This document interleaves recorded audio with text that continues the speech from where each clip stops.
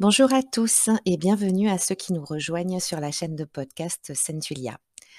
La semaine dernière, nous avons vu le deuxième livre que je recommande aux néophytes qui souhaitent s'initier à la mythologie nordique et je vous avais annoncé que cette semaine, on parlerait de l'Edda de Snorri Sturluson ou également connu sous le nom d'Edda en prose. Le fait est que finalement, je préfère intercaler les sujets livres avec d'autres sujets. Je trouve ça plus sympa et puis ça permet aussi à ceux qui connaissent déjà ces livres-là, d'écouter des podcasts qui parlent d'autres choses. Donc, cette semaine, on va aborder un tout autre sujet et la semaine prochaine, on verra les dates de Snorri. Donc, aujourd'hui, de quoi on va parler? On va parler d'un sujet très important à mon sens, qui sont les valeurs et les préceptes moraux et de conduite, des anciens peuples de Scandinavie. C'est un sujet de base très intéressant pour ceux qui «s'intéressent» entre guillemets simplement à la mythologie nordique et puis à ces peuples, à leurs us et coutumes, traditions, des temps plus reculés et c'est un sujet par contre essentiel pour ceux qui ont envie, de pratiquer les croyances païennes de ces peuples-là. Quand on souhaite pratiquer une religion, qu'on croit profondément en ses dieux, en sa philosophie, il me semble, après c'est un avis très personnel, c'est évident, mais il me semble primordial, d'avoir conscience et de coller au maximum, à la philosophie, au savoir-être, au savoir-vivre, au savoir se comporter qui va avec cette religion-là.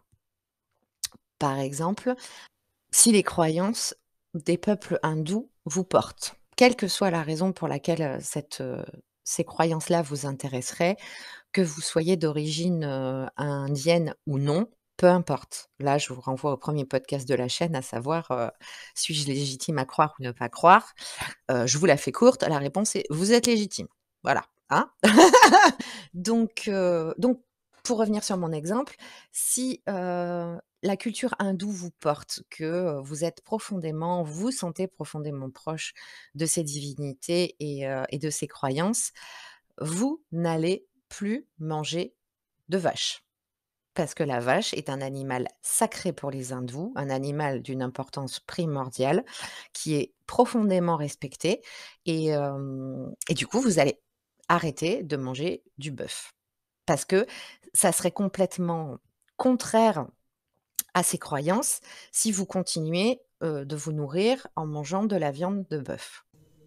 Donc c'est un exemple pour vous illustrer le propos. Voilà. Après, encore une fois, chacun est libre de faire ce qu'il veut. Mais, au risque de paraître un peu conservatrice, heu, quand on souhaite pratiquer une croyance, une religion en particulier, on adhère à ses préceptes. Voilà, pour moi, c'est une évidence. Après, libre à vous d'être, d'accord avec moi ou pas, hein, c'est là encore, c'est une évidence. Mais voilà, en tout cas, personnellement, c'est quelque chose qui me paraît important. Donc, si vous commencez à pratiquer, l'ancienne religion païenne des pays scandinaves ou que vous souhaitez commencer à la pratiquer, c'est des valeurs et des comportements, des savoir-vivre, savoir-être qu'il vous faut connaître. Par rapport à ça, vous trouverez un certain nombre, de ces valeurs et de ces savoir-vivre, évidemment dans les textes anciens. C'est principalement sur eux que ce podcast se base. Je vais vous parler des valeurs qui reviennent très régulièrement dans les textes anciens, que ce soit les sagas, les Eddas poétiques, les Eddas en prose, et cetera.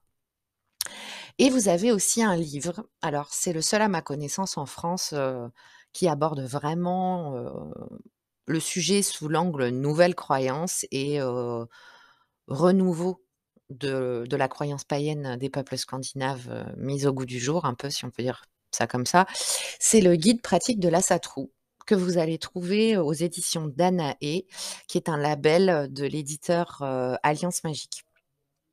Donc ce livre est écrit par Patricia M. Lafave. Alors, je pense que je viens d'éclater littéralement la prononciation de son nom de famille et je ne sais absolument pas comment ça se prononce. Je suis absolument désolée. Pour ceux qui écoutent le podcast, je vous ai mis le lien, du livre, dans la description du podcast et pour ceux qui sont sur YouTube, vous l'avez également en description et puis vous avez la couve du livre, qui est apparue, sur la vidéo. Donc ce livre est très intéressant dans la mesure où, Patricia dresse un tableau de la religion à Asatru, telle qu'elle est actuellement. Donc pour ce qui est de la religion à Asatru, je vais vous en dire quelques mots, mais j'en ai parlé beaucoup plus longuement dans un des podcasts de la chaîne, qui est celui consacré à la crédibilité et légitimité que l'on peut octroyer aux textes anciens qui traitent, des origines païennes des anciens Scandinaves et des peuples germano-scandinaves mais qui ont été écrits par des chrétiens, enfin des affiliés au clergé, chrétien ou par des convertis. Donc dans ce podcast, je vous parle beaucoup plus largement de cette religion Asatru. Mais pour ceux qui ont la flemme d'écouter, on refait un rapide tour d'horizon de la religion Asatru. C'est une religion, que l'on qualifie de néo-païenne, qui est née en Islande en 1972 et a été officialisée comme religion d'État, par l'État islandais en 1973. Donc c'est une religion dont les préceptes se basent sur l'ancienne religion païenne des peuples du Nord, mais qui reste malgré tout une religion néo-païenne. Parce que pour un certain nombre de raisons, notamment, le fait que la tradition a été orale pendant des siècles et des siècles, en ancienne Scandinavie, il y a plein de choses dont on n'a plus de traces et qui se sont perdues avec le temps. Des pratiques, voilà, des choses dont on n'est absolument pas certain ou dont on ignore tout aujourd'hui.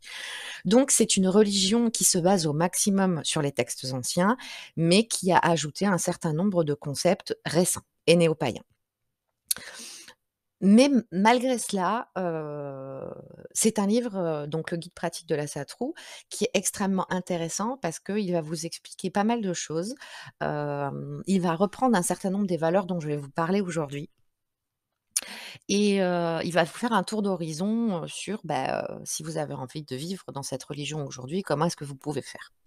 Tout en l'adaptant aussi à l'ère moderne parce qu'évidemment, la période dans laquelle nous vivons est bien différente de la période médiévale, et antérieure à la période médiévale, donc on fait aussi avec son temps. Le guide pratique de la Satrou fait un peu débat dans la communauté Asatru, en tout cas francophone, parce que certains membres de cette communauté estiment que ce guide pratique n'est pas réellement fidèle à la religion Asatru.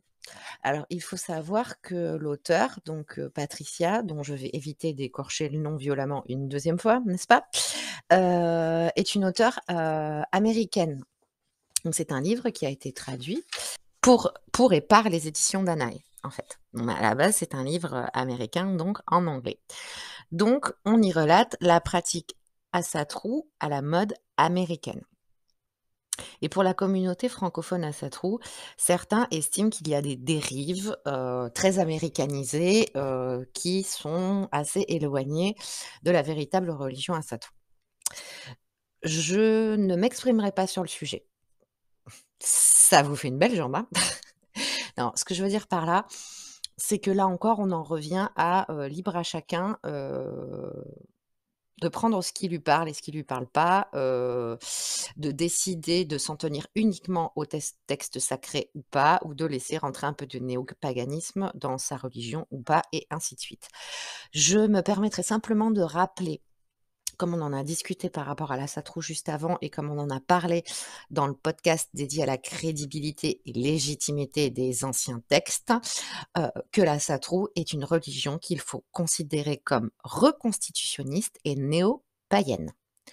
À partir de ce moment-là, chaque communauté est libre, de s'inspirer des anciennes traditions comme elle le souhaite. Je me permets de dire également que c'est le cas de l'Asatru islandais, qui va être considéré comme, l'Asatru originel par excellence, ce qui est le cas et ce qui est la vérité, puisque c'est cette communauté islandaise qui a créé l'Asatru, qui a après été reprise, dans d'autres contrées, mais originellement ça vient d'Islande.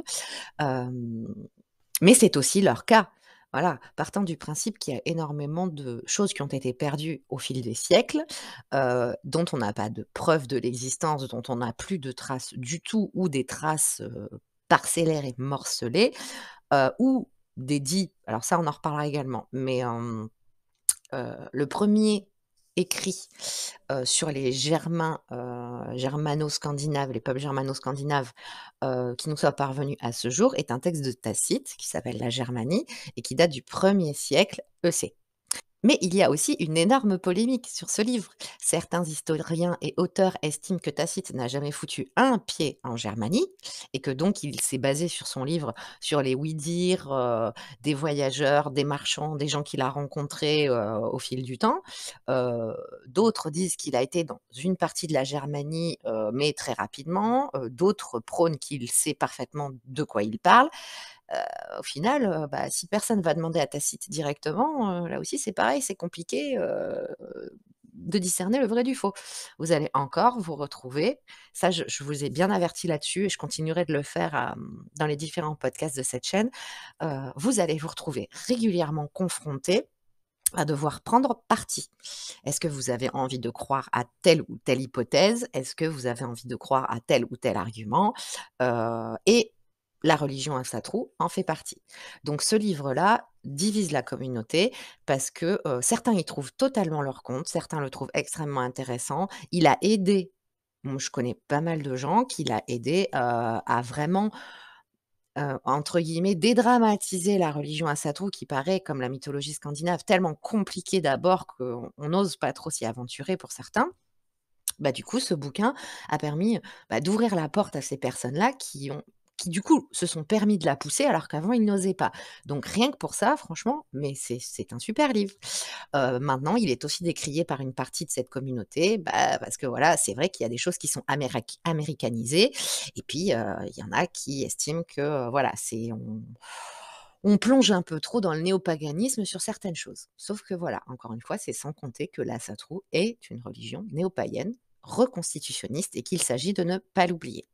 Donc, bien sûr, en tout cas pour le pendant islandais, donc la maison mère, si on veut dire, de cette religion, ils font tout ce qu'ils peuvent pour être les plus fidèles possibles, aux anciennes traditions, en se basant sur les textes sacrés, notamment les traces archéologiques, heu et puis aussi, ils ont comment dire? Un élément, primordial que nous n'avons pas forcément, c'est qu'ils ont encore des traces de bouche à oreille, de la grand-mère qui le tient de son père, qui le tenait lui-même de son arrière-grand-père et ainsi de suite. Donc, il y a une tradition orale qui a perduré dans ces pays-là, ce qui est pas le cas de la nôtre, forcément. Alors peut-être en Normandie, mais sans doute, enfin si on doit, faire un parallèle entre, la tradition orale qui a perduré des peuples de Scandinavie qui se sont installés en Normandie et qui après ont bougé partout en France, il faut quand même en avoir conscience, hein, ils ne sont pas uniquement restés en Normandie et de la tradition orale qui a perduré en Norvège, en Suède, au Danemark, ou en Islande, je pense que quand même, bon, les équivalences ne sont pas trop comparables. Malgré tout, ils ont quand même ça aussi. Dans les pays scandinaves de nos jours, ils ont, pour certains d'entre eux, gardé quand même, des traces en tradition orale qui leur sont quand même arrivées. Mais quoi qu'il en soit, c'est une religion qui, si elle se veut, aussi proche que possible des anciennes traditions, est bien obligée de faire avec, l'ère moderne actuelle et avec les traces qui nous sont parvenues aujourd'hui. Donc, encore une fois, bah, pour ce livre-là, si vous passez en librairie, je vous conseille d'y jeter un œil si ça vous intéresse. Parcourez-le, lisez quelques pages et voyez, bah, si ça vous semble vous parler ou pas. Moi, comme je vous le disais, je ne suis pas d'accord avec tout. Il y a des choses, qui me hérissent un peu le poil, parce qu'elles sont beaucoup trop néo-païennes et que j'assume totalement être assez conservatrice pour tout ce qui concerne cette religion, donc je ne décris pas du tout l'auteur. Je trouve que c'est vraiment un super livre, mais il y a des choses qui, moi, me hérissent le poil parce que je suis trop conservatrice. Voilà, c'est tout. Mais il y a énormément de choses qui sont extrêmement intéressantes, qui vont vous apporter, vraiment un plus. Donc voilà pour cette partie. Donc par rapport, aux valeurs et aux préceptes moraux dont je vais vous parler aujourd'hui, Je les ai tous principalement sélectionnés parce que ce sont des préceptes qui reviennent extrêmement souvent dans les textes anciens et dans les textes que, à titre personnel et d'autres personnes aussi également, et c'est fort heureux, nous considérons comme étant des textes sacrés. Donc ce sont des valeurs et des préceptes qui reviennent très, très, très, très régulièrement, qui sont vraiment un peu comme des doctrines de vie. Donc encore une fois, libre à chacun de les accepter ou pas, mais il est un peu antinomique de vouloir pratiquer cette religion si vous êtes en désaccord total avec certains de ces préceptes et certaines de ces valeurs. Donc on va voir différents styles de valeurs et de préceptes moraux qui reviennent régulièrement et qui sont vraiment très importants. Dans ces podcasts, consacrés aux valeurs, nous allons voir une valeur par podcast. Simplement parce que je ne veux pas vous faire de podcast trop, trop longs et que si on doit faire un seul podcast sur toutes les valeurs principales, intrinsèques à la culture, germano-scandinave, ça va être long. Parce qu'il y en a pas 45, hein, mais il y a des choses à dire sur chacune d'elles et puis je vais vous donner des exemples dans les textes et cetera. Je veux argumenter le propos et aussi, pour certaines d'entre elles, vous donner, des idées, des exemples et des aides pour les adapter, à notre, situation actuelle et à notre ère moderne. Parce que, il y en a certaines, vous le verrez notamment dans ce podcast-ci, qui se perdent et qui se perdent aussi notamment parce qu'elles sont difficiles à mettre en œuvre dans notre époque moderne actuelle. Donc on va voir une valeur par podcast. On va donc commencer avec la première valeur. Alors, quand je dis première, c'est simplement parce que c'est la première dont je parle, hein. Elles sont toutes aussi importantes les unes que les autres. Voilà. Donc, ne vous faites pas une fixette sur l'ordre que moi je vous donne, voilà. Donc la première valeur dont on va parler, c'est l'hospitalité. Je vous en ai déjà touché 2 mots dans des précédents podcasts. L'hospitalité est une valeur extrêmement importante chez les anciens peuples de Scandinavie. Vous la retrouvez dans énormément de textes et de sagas. C'est notamment une valeur dont on va parler dans l'Avamal, qui est le deuxième podcast de la chaîne, qui est un poème skaldique, du Xe siècle approximativement, d'auteur inconnu et dont on attribue les strophes au seigneur Odin lui-même. Donc dans l'Avamal, on retrouve un certain nombre de strophes, dont justement la première partie qui leur est entièrement consacrée sur, l'hospitalité, comment être un bon hôte et comment être aussi un bon invité. On va retrouver aussi ce concept d'hospitalité très régulièrement dans les sagas. Je vais notamment, vous citer, la saga, d'Egil, fils de Grimr le Chauve, qui est une saga, une saga très importante à mes yeux et vraiment très intéressante. Un peu complexe à lire, mais ça aussi c'est pareil, on en reparlera, mais elle est un peu complexe à lire parce qu'à ma connaissance, on n'a qu'une seule traduction française, de cette saga qui a été traduite par Régis Boyer et bah, si je respecte profondément et infiniment le travail de ce monsieur qui est un grand ponte, de la mythologie, et des traditions des anciens peuples scandinaves, en France. Ces traductions restent la plupart du temps extrêmement académiques, très scolaires et pas forcément très abordables. Enfin, c'est très, très lourd à la lecture. Malgré tout, c'est une saga extrêmement, importante à bien des titres. Là aussi, on en reparlera. Mais la notion d'hospitalité revient extrêmement souvent dans cette saga et c'en est une parmi tant d'autres. Je vais vous donner un exemple. On retrouve régulièrement un protagoniste de cette saga, qui arrive chez quelqu'un. Donc il y est de passage, c'est quelqu'un qu'il peut connaître et dont il peut être très proche. Ça peut être un parent, par exemple, de la famille, ça peut être un ami, ou ça peut être aussi quelqu'un qu'il ne connaît pas du tout. On va retrouver très régulièrement, heu, une invitation à demeurer, chez l'hôte. Et souvent, cette invitation, heu, peut s'étendre sur plusieurs mois, sur tout un hiver, tout un printemps, tout un été. Des fois, c'est sur quelques jours, mais des fois, c'est sur plusieurs mois. Et revient donc très régulièrement ce concept de, hem, il l'invita à demeurer chez lui, lui et sa suite. C'est-à-dire que parfois, le protagoniste n'est pas seul, il arrive avec des compagnons qui parfois sont nombreux et qui se chiffrent en plusieurs dizaines, et tout le monde est invité, par l'hôte à demeurer en sa maison. Donc nourri, logé et puis bien évidemment, plus ou moins correctement parce qu'évidemment ça dépend des possibilités financières et matérielles de l'hôte en question, mais toujours du mieux possible dans la possibilité et la capacité de ses moyens. Et revient aussi régulièrement la conclusion de cette invitation, à savoir, heu, il fut bien accueilli, il fut bien logé, il fut bien nourri, il ne manqua de rien et ils se quittèrent en bons termes, en très bons termes. Ils se jurèrent, amitié indéfectible, ils renouvelèrent leurs vœux d'amitié et cetera.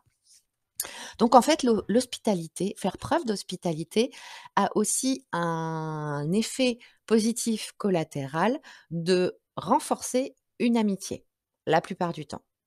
Parfois, ce séjour se solde à contrario, par une relation qui se dégrade parce que durant la période où la personne et son groupe, si groupe il y a lieu, sont restés chez l'hôte, il aura pu se passer des choses qui vont entacher l'amitié entre, l'invité principal et l'hôte.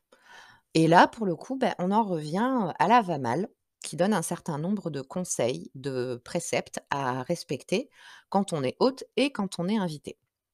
Et certains de ces préceptes vont déboucher sur une amitié renforcée, heu, ou à défaut qui reste égale à elle-même, soit vont déboucher sur une amitié qui va être dégradée, parce que l'hôte n'aura pas été à la hauteur de sa tâche ou parce que l'invité n'aura pas été à la hauteur de sa tâche. Car l'hospitalité est certes un élément essentiel, mais être un bon invité l'est tout autant. On doit se respecter mutuellement. L'hôte fait un cadeau en recevant l'invité, donc l'invité doit être à la hauteur du cadeau, qu'on lui fait. Et cette notion d'hospitalité est également très importante, même si l'on est ennemi avec quelqu'un ou que l'on est en relation d'inimitié. Je vais vous donner un exemple, que l'on trouve dans le chant de Ymir, qui est un poème skaldique extrait des Eddas poétiques, de l'Edda poétique. Pour ceux à qui je suis en train de parler chinois, je vous renvoie vers le second podcast de la chaîne, le premier livre que je vous ai conseillé pour vous initier aux mythologies nordiques, l'Avamal. La première partie de ce podcast se consacre, à l'Edda poétique et rentre dans le détail et vous explique exactement ce qu'est l'Edda poétique. Donc pour ceux qui comprennent pas trop de quoi je suis en train de parler, allez faire un petit tour du côté de ce podcast-ci. Donc le chant de Ymir est un poème qui nous narre, la visite de Tyr et Thor, auprès du géant Ymir, qui est le père de Tyr. Donc, pour ceux qui pratiquent la langue islandaise ou qui l'apprennent ou qui la connaissent bien, qu'elle soit le nouvel islandais, enfin l'islandais moderne ou le vieux norrois, mes excuses, hein, mais je francise volontairement parce que cette chaîne se dédie principalement à ceux qui ne connaissent pas ou peu la mythologie nordique et scandinave et qui la trouvent trop compliquée. Donc le but est vraiment de rendre, ces podcasts ludiques et pédagogues et c'est vrai que si je dis «Thor», il y a très peu de gens qui vont faire le rapport avec le dieu Thor. Alors que si je dis Thor, ne serait-ce que par rapport aux fictions qui fleurissent ces dernières années, tout le monde sait de qui je parle. Voilà, donc c'est dans un souci de praticité et de compréhension, du plus grand nombre. Donc Tyr et Thor, se rendent auprès d'Ymir, pour récupérer un chaudron en particulier, Ymir étant donc le père de Tyr. Ymir est un géant et Thor étant reconnu comme le tueur de géants par excellence, forcément il n'est pas le bienvenu. Disons que, Ymir ne voit pas d'un bon œil, que Thor soit, l'invité de sa maison.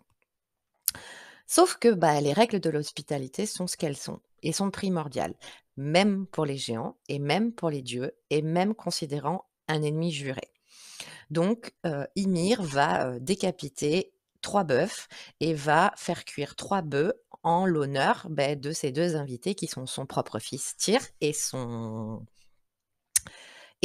ami, donc en l'occurrence Thor. Et Thor a beau être l'ennemi juré des géants, ce n'est pas pour autant qu'il ne va pas faire preuve d'hospitalité, vis-à-vis de Thor. Donc il va l'accueillir correctement, il va le nourrir correctement et il va même faire les choses finalement en grande pompe parce que, bah, il prépare quand même 3 bœufs entiers. Donc certes, les géants mangent beaucoup, mais quand même c'est un don, relativement onéreux et important. Par contre, une fois que Thor aura quitté les terres d'Ymir, là, c'est plus la même chose. On n'est plus dans le cadre de l'hospitalité due à un invité qui est sur ces terres et du coup, bah, Ymir va donner la chasse à Thor avec quelques potes géants. Donc voilà, ça c'est pour vous illustrer un peu plus à quel point, l'hospitalité, le concept d'hospitalité est primordial pour les anciens peuples, germano-scandinaves parce qu'elle rentre en compte même concernant les personnes avec qui on est en désaccord, en inimitié, voire en adversité profonde. Donc c'est pour vous dire à quel point cette valeur est profondément ancrée dans les mœurs, des époques lointaines et plus ou moins reculées, de ces peuples-là. Donc ça, c'est une valeur extrêmement importante et extrêmement importante parce qu'elle revêt aussi la symbolique très forte qui se perd extrêmement de nos jours, qui est d'accueillir l'étranger et ça, c'est l'une des choses qui est vraiment regrettable dans notre société actuelle. J'allais vous dire quelque chose qui finalement est un peu stupide. J'allais vous dire au final, on a des raisons à notre époque actuelle de peut-être moins ouvrir notre porte à l'étranger qu'à l'époque. Mais au final, c'est absolument ridicule parce que, il y a toujours eu des dangers, il y a toujours eu des personnes mal intentionnées, des personnes mauvaises, des personnes manipulatrices, quelles que soient les époques. Notre époque ne voit pas fleurir plus de manipulateurs et de personnes mal intentionnées qu'à l'époque médiévale ou à d'autres époques plus reculées. Il y a toujours eu des personnes comme ça à travers les âges et à travers les siècles. Donc au final, c'est une réflexion un peu bête qui m'était venue spontanément. Donc heureusement, je réfléchis en même temps que je vous parle. Comme quoi, ça vous permet de constater et de vous rendre compte qu'il y a vraiment une très, très petite partie de mes podcasts qui sont écrites.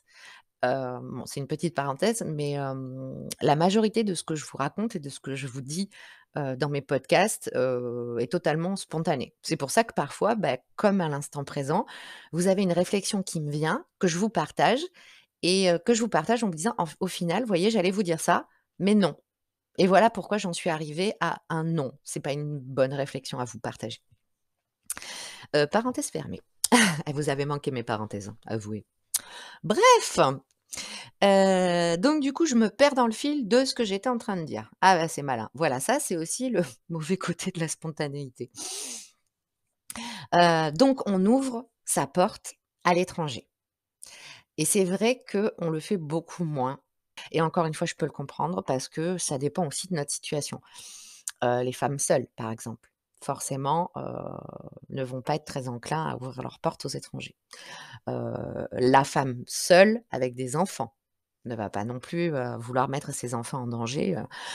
Et puis il y a aussi à contrario parce que, on peut pas tout mettre sur le dos du potentiel hôte non plus. Il y a aussi le fait que si c'est perdu la notion d'hospitalité, c'est aussi perdu la notion de demander l'hospitalité. Je sais pas pour vous, mais, moi, du haut de mes 40 ans, je n'ai jamais eu personne qui a sonné à ma porte pour me demander l'hospitalité. Personne. C'est complètement, enfin, en tout cas dans notre pays, il y a dans d'autres pays ça existe encore, mais dans notre pays, en France, parce que là, pour le coup, je parle de la France, ça n'existe plus. Plus personne, ou pratiquement plus personne ne demande de l'hospitalité à quelqu'un qu'il ne connaît pas. On va avoir tendance à appeler nos copains pour leur demander de nous dépanner. «J'habite à Bordeaux, je serai à Lyon de passage, est-ce que tu peux me prêter ton canapé de 2 jours?» Ça reste une notion d'hospitalité, mais qui reste dans une notion d'hospitalité du cercle privé, donc en confiance. Mais des inconnus qui frappent à votre porte pour vous dire, «Est-ce que vous pouvez m'héberger juste pour cette nuit ou pour 2 jours?» Ça n'arrive pas, ça n'arrive plus. Donc il y a aussi cette notion-là qui se perd dans les 2 sens. Mais c'est vrai que, fut une époque, pas si reculée que ça, la notion d'hospitalité était Primordial chez les anciens Scandinaves. On accueillait l'étranger qui demandait l'hospitalité pour 1 ou 2 nuits parce qu'il était en train de parcourir un long voyage et qu'à cette époque, ce n'étaient que les plus riches qui avaient des chevaux, que la majorité des gens, marchaient. Quand on était assez riche pour avoir une carriole ou un cheval à monter, il y a aussi, la notion du il faut que l'animal se repose. Et parfois, on loge dans la forêt, on loge dans une plaine, comme on peut avec les moyens du bord. Mais parfois, on s'arrête chez l'habitant et on lui demande, un peu de foin pour le cheval, et puis, une place dans la grange, ou, dans la maison, si, l'hôte le permet et en a la possibilité. Une place au coin du feu et puis, un bol de soupe. Et c'était la coutume, ça ne choquait personne et c'était vraiment une valeur primordiale. Vous pourrez vous imaginer qu'il est difficile de mettre en pratique cette valeur de nos jours parce que vous vous direz: «En fait, il y a personne qui vient frapper chez moi». Donc au final, moi je veux bien, hein, faire preuve d'hospitalité, mais voilà. Je vais pas mettre une annonce sur internet en disant: «Au fait, si vous avez besoin de passer une nuit, voilà mon adresse». On est tous d'accord qu'on va pas le faire, hein? Bon, voilà. Mais vous pouvez l'adapter de manière différente. Déjà, bon ça je pense qu'on le fait tous, enfin j'espère, mais bien évidemment, ouvrez vos portes à vos proches, à la famille, aux amis. S'ils sont de passage, invitez-les chez vous, les laissez pas aller à l'hôtel. Toujours pareil, dans la mesure de vos possibilités. Si vous avez un petit studio et que vous dormez déjà sur votre canapé, bon forcément c'est compliqué. Heu, mais si vous pouvez offrir un coin de canapé parce que vous avez un petit T2, faites-le, voilà. Vous pouvez aussi adapter de manière différente en si l'hospitalité ne vient pas jusqu'à chez vous, allez jusqu'à l'hospitalité, dans une certaine mesure. Par exemple, faites des dons, apportez l'hospitalité aux gens qui n'en ont pas. C'est une forme d'hospitalité que, par exemple, de faire un don de nourriture aux Restos du Cœur, à la banque alimentaire, pour ne citer que ces 2 là. C'est finalement votre hospitalité, votre cuisine, qui va jusqu'à la personne qui en a besoin. Donc finalement, on peut considérer ça comme une hospitalité inversée. N'hésitez pas aussi, lorsque vous croisez quelqu'un qui est sans abri dans la rue, à lui offrir quelque chose qui va lui apporter un peu de confort, qui va lui apporter un peu de soutien, qui va lui apporter, une petite lumière dans sa vie. Là, c'est pareil, on peut partir du principe que c'est de l'hospitalité inversée. Alors, personnellement, au risque de choquer certains d'entre vous et j'en suis navrée si c'est le cas, mais c'est vraiment ma philosophie. Je ne donne jamais d'argent aux sans-abri que je rencontre dans la rue. Parce que j'ai eu de très mauvaises expériences, je l'ai fait, hein, je l'ai fait, comme sans doute, la plupart d'entre vous. Je l'ai eu fait, mais je ne le fais plus parce que j'ai eu plusieurs mauvaises expériences, hem, de personnes qui se sont précipitées pour aller acheter de l'alcool, hem, ou de la drogue et je ne veux pas encourager ça, en fait. Heu et c'est terrible, hein, quelque part, parce que finalement, c'est faire un procès d'intention, à tout le monde pour, pour quelques-uns.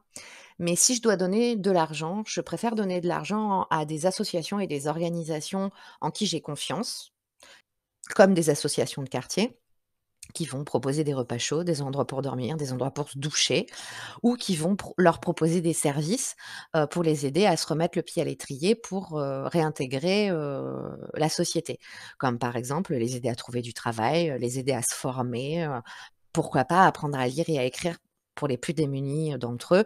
Voilà, je préfère confier mon argent à ces personnes-là. Mais pour les personnes que je croise dans la rue, je vais leur offrir quelque chose qui me semble utile au regard de ce que j'ai sous les yeux. Donc s'il fait froid, je vais aller leur acheter un pull, une veste, une écharpe, des gants. Ça peut être quelque chose de très, vous êtes pas obligé de dépenser des milliers et des cents. Si vous êtes dans une rue commerçante, vous allez dans une enseigne pour acheter des gants, vous allez en trouver à 5-6 € et lui, ça va lui changer la vie. Voilà. Si c'est une personne qui a des animaux, je vais lui donner un paquet de croquettes pour ses animaux et des bouteilles d'eau éventuellement, parce que c'est important et c'est difficile. C'est pas toujours évident de trouver de l'eau quand on est dans la rue et c'est primordial. Donc de l'eau et puis, un pain chaud, un sandwich ou quelque chose aussi pour l'humain. Voilà, vous voyez, il y a plein de petites choses finalement qu'on peut faire, qui vont pas vous coûter cher, et qui vont vous permettre d'apporter l'hospitalité jusqu'aux personnes qui en ont besoin. Voilà et ça, c'est quelque chose, c'est une valeur.